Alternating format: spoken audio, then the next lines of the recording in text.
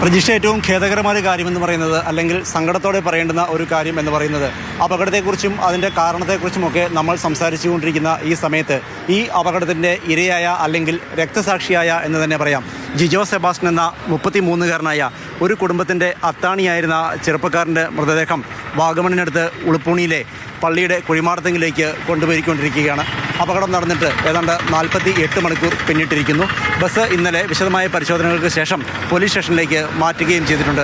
Madavana signal ജംഗ്ഷനിൽ പഴയ signal പുനഃസ്ഥാപിക്കപ്പെട്ടിട്ടില്ല. മറ്റ് കാര്യങ്ങൾ 2 ഹോം ഗാർഡുമാരെ സദാസമയവും ഡ്യൂട്ടിക്ക് നിയോഗിച്ചിട്ടുണ്ട്.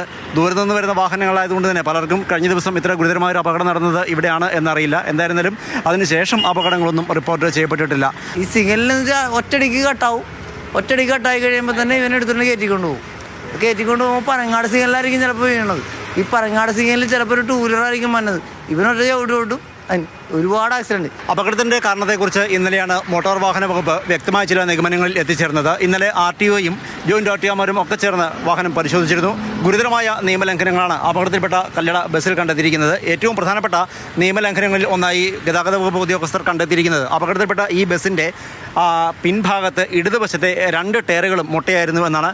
ഈ ടയർ ഇപ്പം അല്പം അകത്തേക്ക് കയറിയിരിക്കുന്നതുകൊണ്ട് നമുക്കത്ര കൃത്യമായി കാണത്തില്ല. എങ്കിലും ടയറുകൾ 2ഉം പൂർണ്ണമായും ഉപയോഗശൂന്യമായ നിലയിലുള്ളത്, അല്ലെങ്കിൽ കൂടുതൽ ഓടി തേഞ്ഞതായിരുന്നു എന്നാണ് മോട്ടോർ വാഹന വകുപ്പ് കണ്ടെത്തിയിരിക്കുന്നത്. നമുക്കറിയാം, അങ്ങനെയുള്ള ഒരു ബസ്സാണെങ്കിൽ അത് ബ്രേക്ക് ചവിട്ടിയാൽ, പ്രത്യേകിച്ചും ഇപ്പോൾ മഴ പെയ്ത് റോഡ് നനഞ്ഞുകൂടി കിടക്കുന്നു. അങ്ങനെ ഒരു സാഹചര്യത്തിൽ ഡ്രൈവർ ഉദ്ദേശിക്കുന്നിടത്ത് വണ്ടി നിൽക്കണമെന്നില്ല. മാത്രവുമല്ല, ഒരു വശത്തേക്ക് ബസ് തെന്നി നീങ്ങുകയോ അതല്ലെങ്കിൽ മുന്നോട്ട് കുത്തിമറിയുകയോ ഒക്കെ ചെയ്യുന്ന പോലുള്ള അനുഭവം ഉണ്ടാകാം. അതും ഇവിടുത്തെ അപകടത്തിന് പ്രധാന കാരണമായി എന്നാണ് മോട്ടോർ വാഹന വകുപ്പ് കണ്ടെത്തിയിരിക്കുന്നത്. മറ്റൊന്നായി കണ്ടെത്തിയിരിക്കുന്നത്, ഈ ബസ്സിൽ വേഗമാനകം അഥവാ സ്പീഡ് ഗവേണർ അതിൻ്റെ പൂട്ട് വിച്ഛേദിച്ച നിലയിലായിരുന്നു. അതുകൊണ്ട് തന്നെ നിശ്ചിത പരിധിക്ക് അപ്പുറത്തേക്ക് വാഹനം പോകാതിരിക്കുന്നതിന് വേണ്ടിയാണ് സ്പീഡ് ഗവേണർ ഉപയോഗിക്കുന്നത്. ഇവിടെ മനഃപൂർവ്വം അത് വിച്ഛേദിച്ചിരിക്കുകയായിരുന്നു എന്നും മോട്ടോർ വാഹന വകുപ്പ് ഉദ്യോഗസ്ഥരുടെ പരിശോധനയിൽ കണ്ടെത്തിയിട്ടുണ്ട്.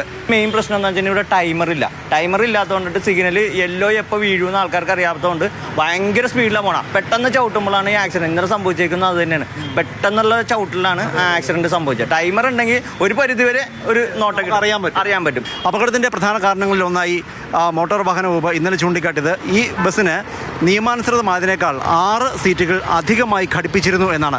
ഇത്തരത്തിൽ 6 സീറ്റുകൾ അധികമായി ഘടിപ്പിക്കുമ്പോൾ നമുക്കറിയാം, ഒരു ബേസിൻ്റെ ചേസസും മറ്റും നിർമ്മിക്കുമ്പോൾ അതിൽ കയറ്റാവുന്ന ആളുകളുടെ എണ്ണം എത്രയാണ്, ഒരു വളവ് വരുമ്പോൾ എത്രമാത്രം ആ ബസ് വീശിയെടുക്കാം, സഡൻ ബ്രേക്ക് ചവിട്ടിയാൽ അതിൻ്റെ ആഘാതം എന്തായിരിക്കും, ഇത്തരം കാര്യങ്ങളൊക്കെ പരിഗണിച്ചുകൊണ്ടാണ് നിർമ്മാതാക്കൾ ചേസസ് നിർമ്മിക്കുന്നത്. പക്ഷേ അവർ ഉദ്ദേശിക്കുന്നതിനേക്കാൾ കൂടുതലായി ഭാരം ആ വാഹനത്തിൽ വന്നു കഴിയുമ്പോൾ അത് വശങ്ങളിലേക്കോ അല്ലെങ്കിൽ ഇവിടെ സംഭവിച്ചതുപോലെ റോഡിലേക്ക് എടുത്തടിച്ച് എന്നതുപോലെയൊക്കെ മറിയാനുള്ള സാധ്യതയുണ്ട്. എന്തായിരുന്നാലും ഇനിയെങ്കിലും ഇത്തരം അപകടങ്ങൾ ഉണ്ടാകാതിരിക്കാൻ എന്ത് നടപടികളാകും സംസ്ഥാന സർക്കാർ പൊതുവിൽ എടുക്കുക, മോട്ടോർ വാഹന വകുപ്പ് എടുക്കുക എന്നതാണ് അറിയേണ്ടിയിരിക്കുന്നത്. ശരത് അമ്പാട്ടുകാവിനൊപ്പം പ്രദീപ് ജോസഫ്, മാതൃഭൂമി ന്യൂസ്, കൊച്ചി.